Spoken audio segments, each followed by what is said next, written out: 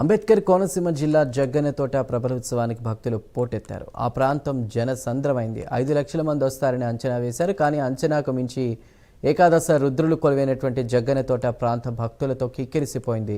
కూటమి ప్రభుత్వం రాష్ట్ర పండుగగా గుర్తించిన ప్రభల జాతరకు ట్రాఫిక్ను క్రమబద్ధీకరించలేకపోయారని భక్తులు విమర్శిస్తున్నారు. రాష్ట్ర పండుగగా ప్రకటించడంలో ఉన్నటువంటి ఉత్సాహాన్ని ఏర్పాట్లు చేయడంలో చూపలేదని మండిపడుతున్నారు. ట్రాఫిక్ నియంత్రణ లేకపోవడంతో ఆద్యంతం గందరగోళం కనిపించింది. ముఖ్యంగా గంగలకర్రు అగ్రహారం గంగలకర్రు ప్రభలు కౌశిక నది దాటే సమయంలో తోపులాట చోటు చేసుకున్నాయి. ఇక జగ్గన్నతోట ప్రభల తీర్థం జరిగినప్పటికీ కూడా వైఫల్యాలు కొట్టొచ్చినట్లు కనిపించాయని భక్తులు ఆరోపిస్తున్నారు.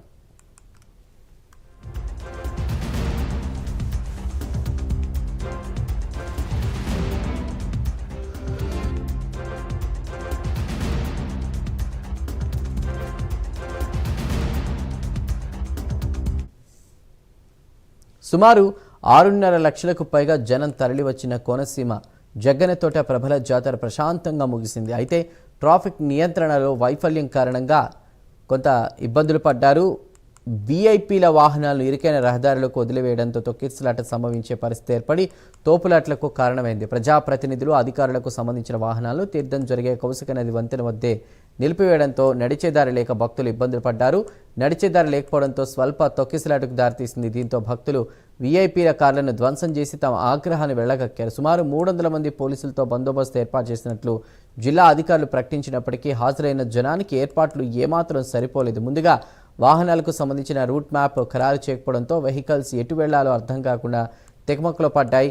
ప్రభలు తరలివచ్చే సమయానికి ట్రాఫిక్ నియంత్రణలో పోలీసులు చేతులెత్తేశారు. దీంతో స్థానికంగా ఉన్న కొందరు యువకులే ట్రాఫిక్ని క్లియర్ చేసి పరిస్థితిని గట్టెక్కించారు. ఈ విషయంలో నిర్వాహకులే కొంత ముందు చూపుతో కూడా వ్యవహరించారు. భక్తుల రద్దీ, వాహనాల రద్దీపై నిర్వాహకులు అవగాహనతో ఉండడంతో ప్రభలను దాటుకుని వెళ్లే వారిని పంపిస్తూ ట్రాఫిక్ను క్లియర్ చేశారు.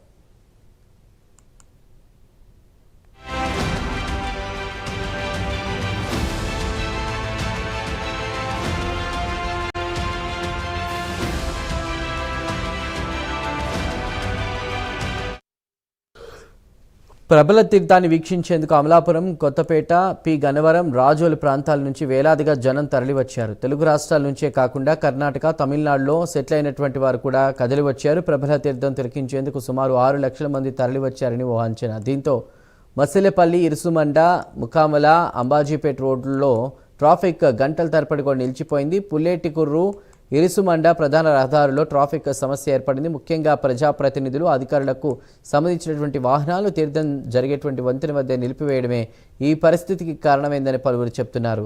ఈ ఏడాది ప్రభల ఉత్సవాన్ని కూటమి ప్రభుత్వం రాష్ట్ర పండుగగా గుర్తించడంతో గతంలో కంటే కూడా ఎక్కువ ప్రచారం వచ్చింది. సుమారు 300 మందితో పోలీస్ బందోబస్తు ఏర్పాటు చేశారు. గతంలో ప్రభల జాతరకు యువత చేసే గోల ఇబ్బందిగా ఉండేది. ఈసారి ఎక్కడా ఈలలు, బోరులు లేకుండా పోలీసులు చర్యలు తీసుకున్నారు. అయితే కీలకమైన ట్రాఫిక్ నియంత్రణలో మాత్రం వైఫల్యం చెందారు. రాష్ట్ర పండుగగా ప్రకటించిన వారం రోజులకే ప్రభల తీర్థం రావడంతో అనుకున్న రీతిలో ఏర్పాట్లకు సమయం లేదని అధికారులు, ప్రజాప్రతినిధులు చెప్తున్నారు.